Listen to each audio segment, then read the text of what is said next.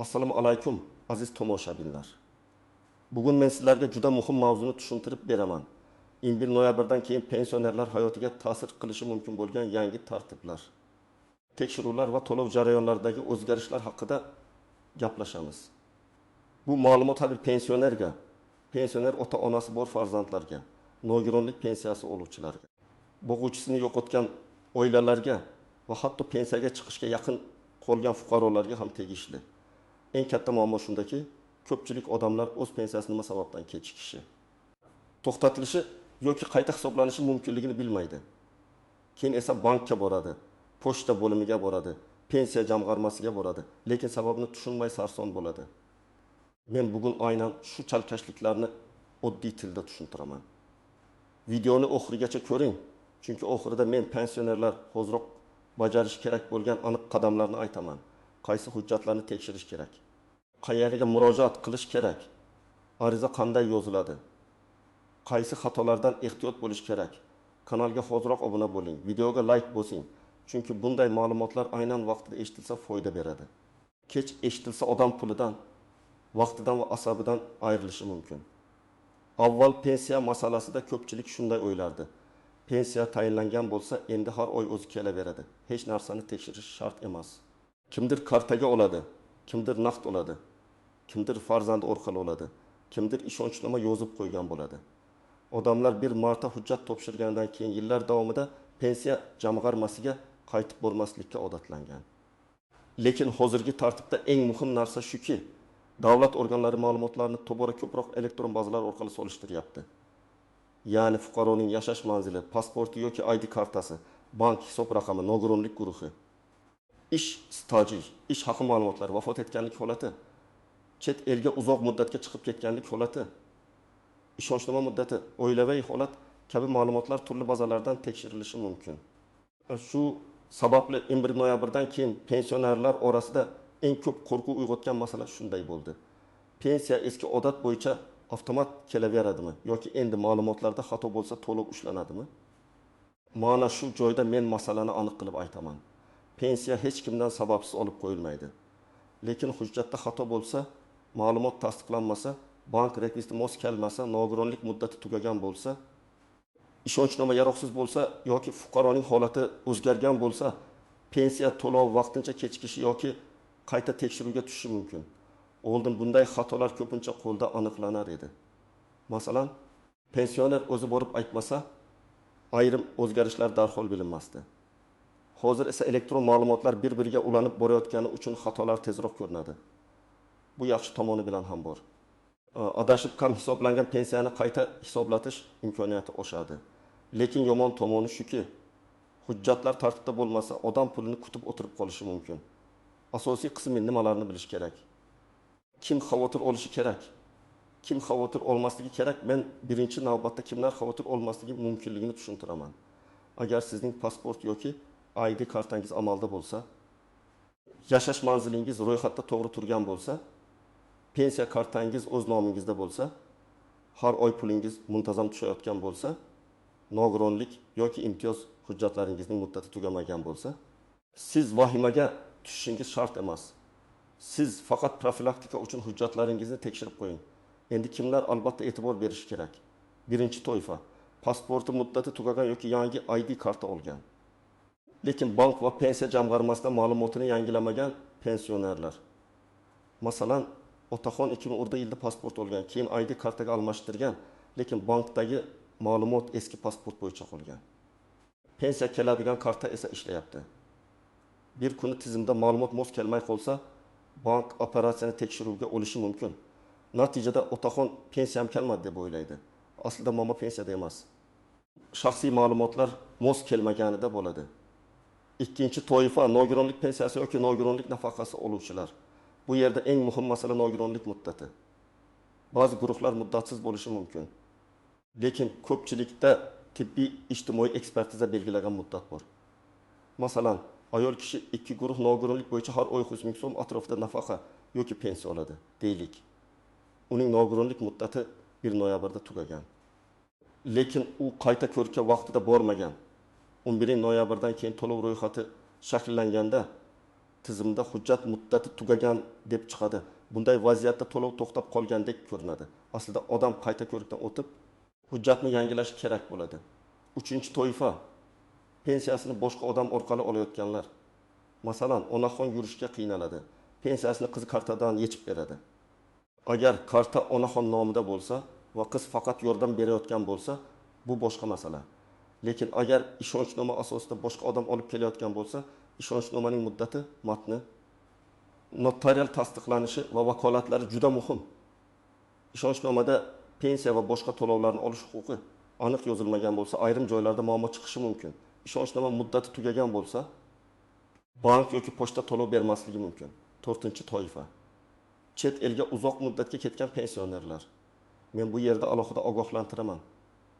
Agar pensioner uzoq muddat boshqa davlatda yashayotgan bo'lsa, pensiya to'lovi bo'yicha alohida tartiblar, tasdiqlash talablari yoki hayot ekanligini tasdiqlovchi hujjatlar talab qilinishi mumkin.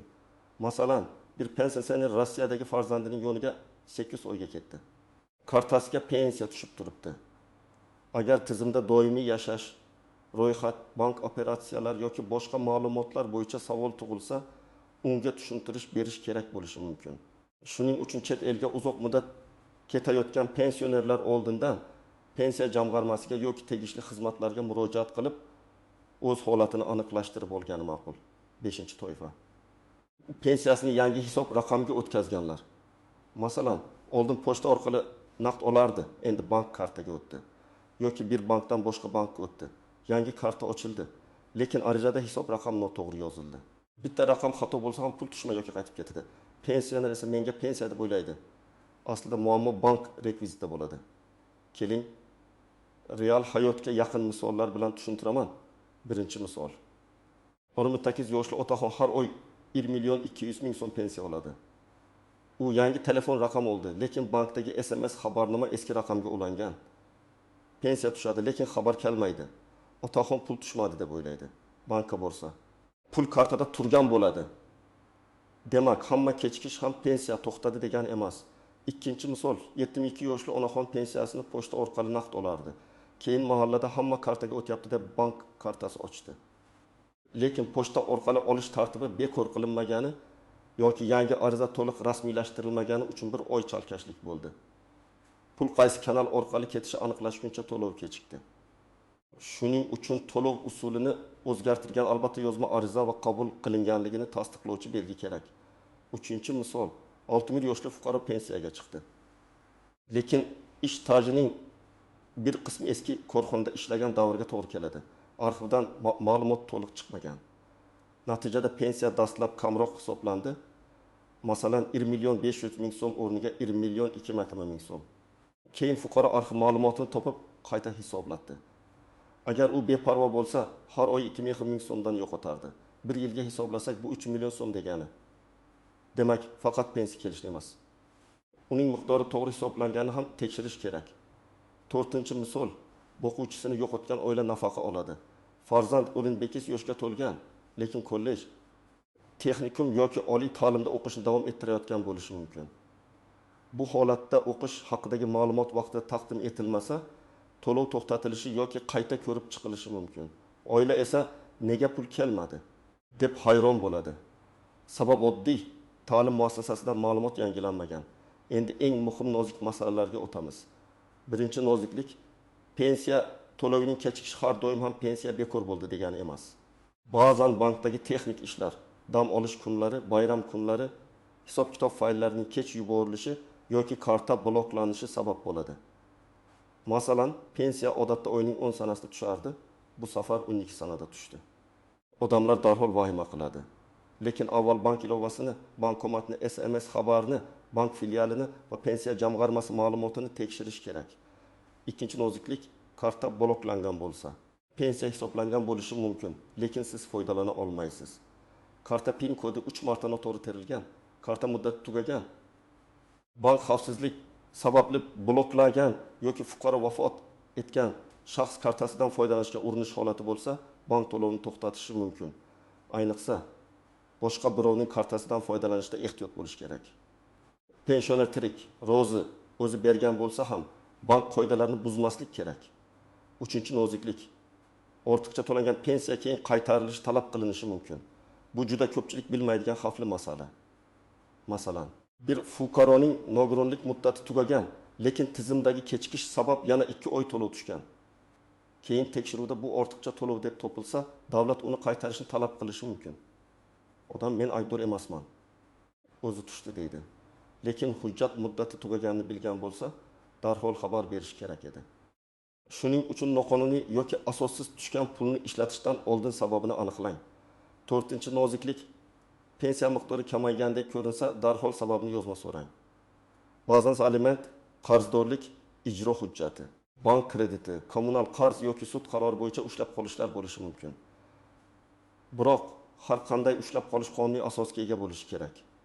Siz nega 20 million 400 ming emas, 20 million 700 mingga tushdi deb so'rashga haqlisiz. Og'zaki gap bilan cheklanib qolmang, yozma ma'lumot oling. 5-noziklik mahalladan aytishdi, qo'shnim shunday dedi, Telegramda yozibdi degan xabarlar bilan qaror qilmang. Pensiya masalasida eng ishonchli manba bu pensiya jamg'armasi, Mybank G'ohib.uz kabi rasmiy elektron xizmatlar, bankning rasmiy ma'lumoti va qonuniy hujjatlardir. Men har doim shuni aytaman. Pensionerlar ko'p hollarda mish-mish qurboniga aylanadi. Kimdir 11 noyabrdan hammaning pensiyasi kesiladi deydi. Kimdir kartaga o'tmaganlarga pul berilmaydi deydi. Kimdir ishonchnoma bekor bo'libdi deydi. Bunday gaplarning har biri rasmiy manba bilan tekshirilishi kerak. 6-noziklik, ro'yxatdan o'tgan manzil va haqiqiy yashash joyi farq qilsa, muammo chiqishi mumkin. Masalan, pensioner Andijonda ro'yxatda turadi, lekin Toshkentda farzandining uyida yashaydi. Pensiyani kartaga olsa muammo sezilmasligi mumkin, lekin hujjat, tibbiy ko'rik, ijtimoiy yordam, uyga yetkazib berish yoki boshqa xizmatlarda manzil muhim bo'lib qoladi. Shuning uchun vaqtinchalik yoki doimiy yashash manzili masalasini tartibga solish kerak. 7-noziklik, yangi pensiyaga chiqayotganlar ish stajini oldindan tekshirsin. Chunki odam pensiya yoshiga yetganda arxiv izlab yugurishi juda qiyin. 1990 yillarda, 1990 yillarda, 2000 yillar boshida ishlagan korxonalar yopilgan bo'lishi mumkin. Mehnat daftarchasida muhr xira, sana noto'g'ri, lavozim nomi tushunarsiz bo'lishi mumkin. Agar ish haqi ma'lumot topilmasa, pensiya kamroq chiqishi ehtimoli bor. Shuning uchun pensiyaga chiqishga 2 yil qolgan fuqarolar hozirdan hujjatlarni yig'sin. Endi men sizga aniq qadamlarni aytaman. Birinchi qadam, shaxsiy hujjatlaringizni tekshiring. Pasport yoki ID karta amal qilayotganini ko'ring. Familiya, ism, otasining ismi, tug'ilgan sana, JSSH raqami. Manzil to'g'ri yozilgan bo'lsin. Agar yaqinda familiya o'zgargan bo'lsa, nikoh yoki ajrim hujjati bo'lsa, bank va pensiya jamg'armasidagi ma'lumotlar ham mos bo'lishi kerak. Ikkinchi qadam, pensiya to'lov usuli aniqlang. Siz pensiyani bank kartaga olasizmi yoki pochta orqali naqd olasizmi? Agar kartaga olsangiz, karta muddati tugamaganmi? Karta aynan o'z nomingizdami? Bank rekvizitlari to'g'rimi? SMS xabar ulanganmi? Telefon raqami yangimi? Bank ilovasiga kira olasizmi? Agar pochta orqali olsangiz, manzilingiz to'g'rimi? Uyda bo'lmaganingizda qayta kelish tartibini bilasizmi? 3-qadam, nogironlik, boquvchisini yo'qotganlik. Imtiyozli pensiya yoki qo'shimcha to'lov hujjatlarini tekshiring. Muddati bor hujjat bo'lsa, tugash sanasini alohida yozib qo'ying. Telefoningiz kalendariga eslatma qo'ying. Masalan, hujjat 30 noyabrda tugasa, 30 noyabrni kutmang. Kamida 20-25 kun oldin harakatni boshlang. Tibbiy ko'rik, ma'lumotnoma komissiya jarayoni vaqt olishi mumkin. 4-qadam, pensiya jamg'armasiga murojaat qilganda og'zaki emas, yozma iz qoldiring. Agar pensiya kelmagan bo'lsa, arizada shunday yozing. Menga tayinlangan pensiya to'lovi falon oy uchun kelmadi. Sababini tushuntirib berishingizni va to'lov holati bo'yicha yozma ma'lumot taqdim etishingizni so'rayman. Arizaga pasport nusxasi, pensioner guvohnomasi bo'lsa, uning nusxasi, bank karta rekviziti, telefon raqamini ilova qiling. Arizani topshirganda kirim raqamini oling yoki elektron yuborsangiz javob raqamini saqlang. 5-qadam, bankka borganingizda ham aniq savol bering. Pensiyam tushmadimi yoki karta bloklanganmi? Hisob raqamiga pul kelganmi? Pul qaytganmi? Karta muddati tugaganmi? Rekvizitda xato bormi deb so'rang. Bank xodimi umumiy pensiya jamg'armasidan so'rang deb yuborsa, siz hisobingiz bo'yicha operatsiya holatini ko'rsatishni so'rashingiz mumkin. Chunki ba'zan pul bankka kelgan, lekin karta muammosi sabab ko'rinmay turgan bo'ladi. Oltinchi qadam. Agar pensiya miqdori kamaygan bo'lsa, darhol sababini tekshiring. Pensiya jamg'armasidan qayta hisob-kitob varaqasini so'rang. Unda ish staji, o'rtacha ish haqi, qo'shimcha to'lovlar, ushlab qolishlar ko'rsatilishi kerak.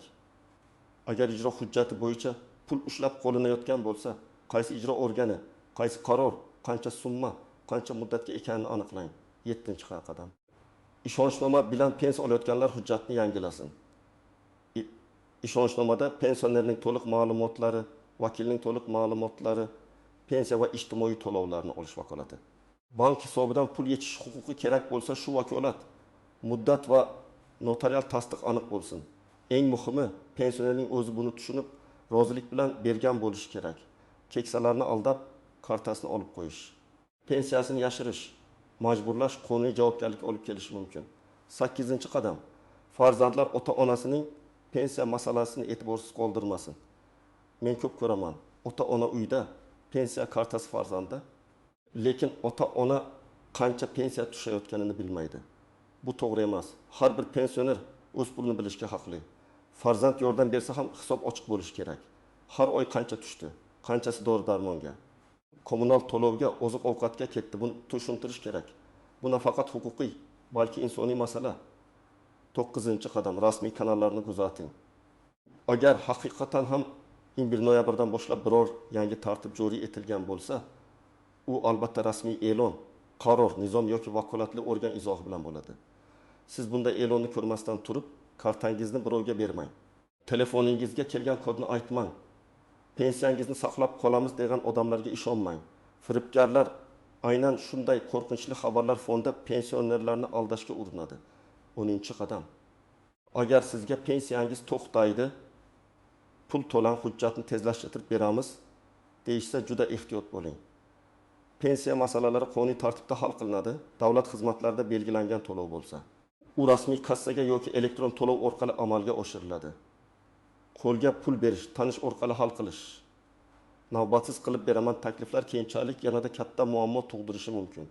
Demak, azizlar, 11 noyabrdan keyingi eng muhim xulosa shuki, pensionerlar endi hujjatlariga befarq qaray olmaydi. Pensiya avvalgidek kelishi uchun pasport, bank karta, manzil, ishonchnoma, nogironlik muddati, ish staji va boshqa ma'lumotlar tartibda bo'lishi kerak. Hech kimning pensiyasi sababsiz olib qo'yilmaydi, lekin hujjatdagi kichik xato ham to'lovni kechiktirishi, qayta tekshiruvga tushirishi yoki ortiqcha ovoragarchilikka sabab bo'lishi mumkin. Men sizga maslahat beraman. Bugunoq ota-onangizning yoki o'zingizning pensiya hujjatlaringizni bir papkaga yig'ing.